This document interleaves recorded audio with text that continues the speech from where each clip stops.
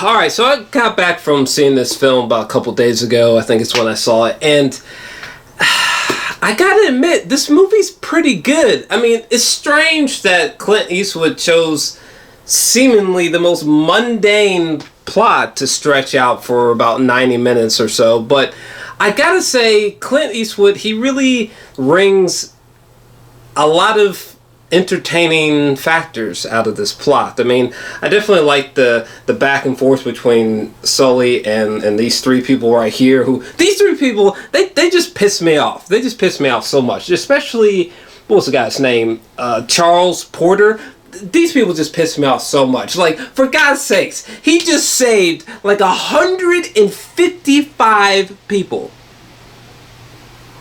Cut the motherfuckers some slack, okay? By the way, I noticed the Gran Torino little Easter egg. You thought you was slick, Clint. You thought you was slick. Not for these eyes. I definitely liked when Tom Hanks just straight up went off on them. End of the movie. That, oh my God, like Sully's analysis was so on point. Okay, look, we were in a real life moment here. This wasn't a simulation. This wasn't an event that we had prepared for 17 times over again. Okay, this was like life or death.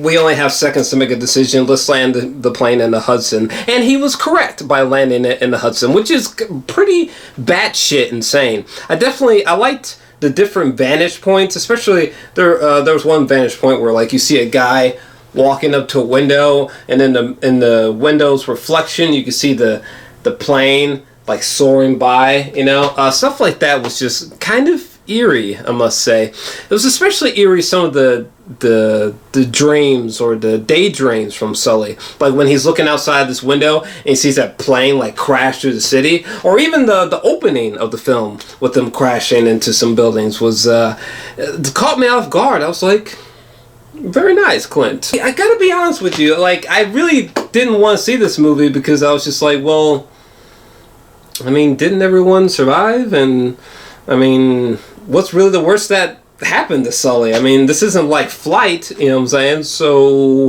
why do I need to see this movie? It seems like a Lifetime original film. I was entertained throughout. I kept waiting for a moment where the film was just going to bore me to sleep, but it never happened. I mean, the cinematography is spectacular. I mean, moments like this are just, oh my God, just gorgeous. Just from a technical point of view, this movie is just spectacular. I think most of it was shot on IMAX, and it shows for sure. I thought that Aaron Eckhart, who is a very, very underrated actor, very good.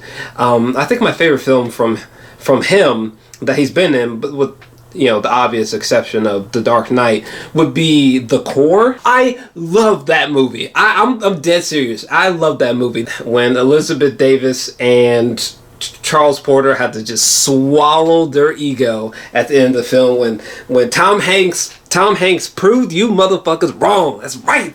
Motherfucker Hanks in this bitch. The actual crash itself was actually quite riveting.